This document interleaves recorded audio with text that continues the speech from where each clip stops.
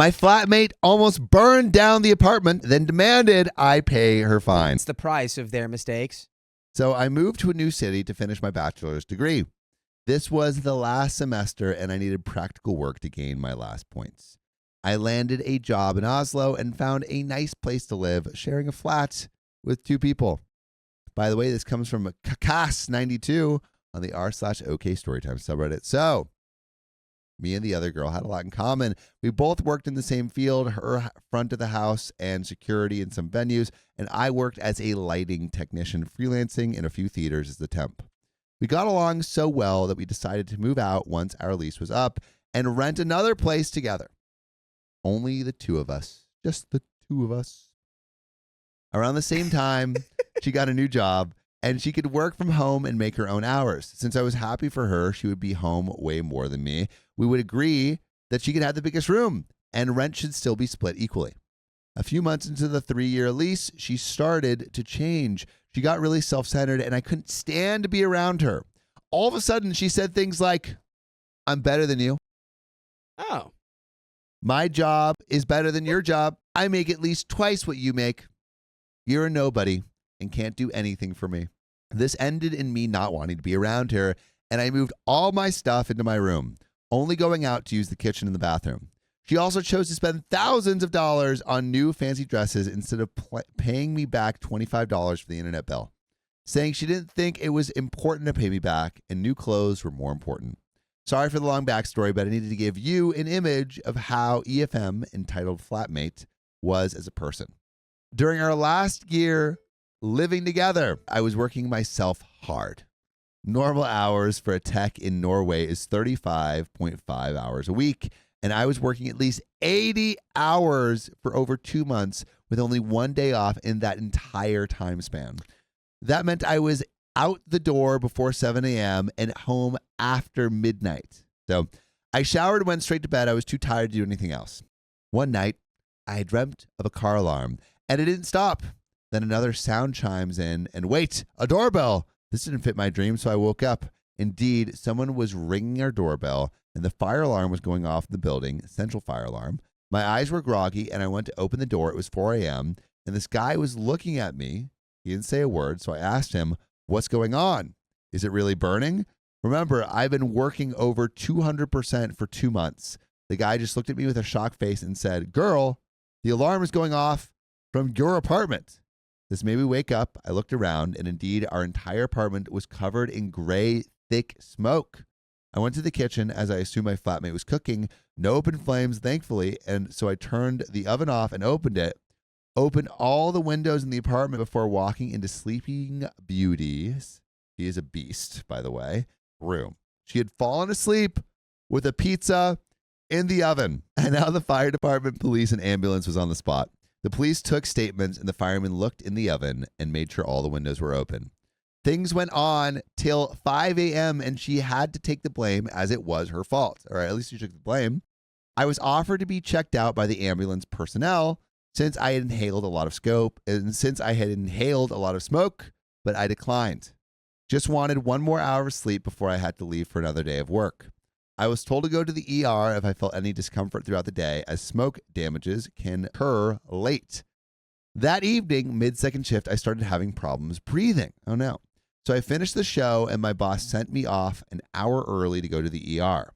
I was quickly put on oxygen, not even 5 minutes after I arrived, and seen by a doctor 2 hours later. My throat was swollen from the smoke, but thankfully no lasting problems, and just 3 weeks of breathing heavily. No lifting. Remember, I'm a lighting technician. Heavy lifting is 60% part of my job. My bosses were really nice about it, and I got to take it easy the next 3 weeks. Okay, that's good. That's good. After hours at work in the ER, I came home to entitled flatmate. She demanded I pay half the fine she got from the fire department. That's your fault. You have a crappy roommate. Yeah. I mean, she could have unalived me. And now she's expecting me to pay $600. We were close. I exploded. To all of you wanting and dreaming about going off on entitled person, it felt amazing. I went on heavily worded anger spree and told her she could have had me unalived. She could have burned the whole building down. She had my throat swollen, and she wanted me to pay $600, even after ranting on how much more money that she made than me, and that I was basically trash for making so much less than her. I basically told her to punch off. She stood there like an idiot, not knowing what to say as I went to the bedroom to try to calm down and get some sleep. Well, it's now 2 years later, and I'm glad I bought my own place. I'm never having a flatmate again. She has tried to reach out to me during this time, and I've just ignored her. She isn't worth my time. Darn tootin'. I have so many stories about this girl's entitled behavior since she got that new job. I believe you treat people the way you want to be treated, regardless of their work situation. Just because you got a better paid job doesn't mean you get to treat me like a cool guy.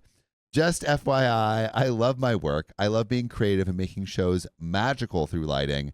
I actually get to do my passion for a living. So I'm back again with another story about my entitled ex-flatmate. I'm now a 29-year-old woman who works as a lighting technician in Norway. At the time I lived with this girl, 6 years older than me, I only had a 50% steady job. The rest was on and off and seasonal. Welcome to the hard lifestyle of a TV, theater, and event technician. My last post was the last straw for me, since she had done this before, but that time I came home from work in time to stop the fire department from coming. I already answered some comments about leasing with her for 3 years. I know it's a long time. This was after we had already lived together as good friends for 3 years in another apartment. The only thing that changed was the fact that she got a new job and suddenly became too important to talk to people like me, commoners, as she could only talk to actors, filmmakers, and producers. She once told me that I was not allowed to go to a party for TV and theater workers because she might go. I can't with her. That's another story. I hate that so Dude, the much. posturing is crazy. As said, we had a 3-year lease. It couldn't be broken with a 3 months notice, but we both were on the lease and she didn't want to. She had almost the entire flat to herself. I stayed in my room, yet paid half of everything. She had the living room almost all to herself. She often chose to sleep there instead of her own room.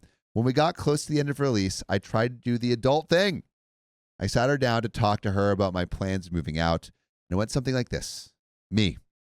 I've been thinking about what to do once our lease is up, and I'm personally ready to buy my own place. My bank has approved my loan application.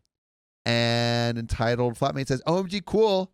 Let's start looking at apartments. I will not live in an old one. It needs to be new. And as she went on, I was shocked. She thought I would buy it for us or with her. And me, I'm looking for an apartment for me.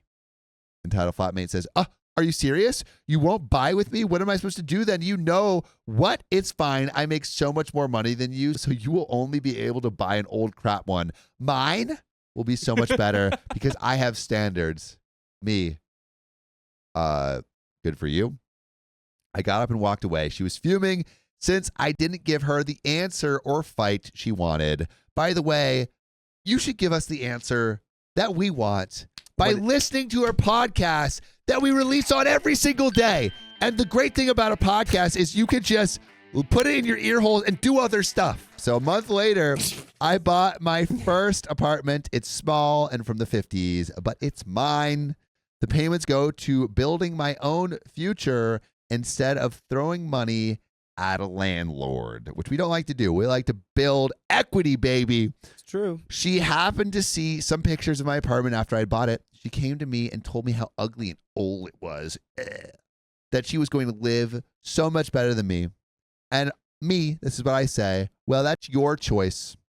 I hear you're going to spend $1,500 a month to rent a high-fashion apartment that's literally throwing money out the window, saying you want to buy your own ASAP. FYI, my apartment might be old and small, but my total a month is $1,000 with everything included. I'll take that, And too. most of it goes into my property, which will only increase in value. It's already gone up $50K in 1.5 Yeah, years. did you take that deal? I take that deal. I take that deal. It's a damn good deal. That's a It's damn a good damn deal. good deal. It's a mighty It's fine a deal. first-time apartment, and once I'm good and ready, I can sell it and buy a new one. That's called real estate investing. It's the smartest way of saving, in my opinion. Her face was priceless. She looked shocked, then mad, and entitled flatmate said, I'm going to live better than you. I couldn't help myself. I looked at her with a poker face and said the words that angered her more than anything. Good for you. Indeed. and I walked away while her head looked like it was about to blow off. She is still renting that place, telling me about it in messages I don't apply to. And that is where that story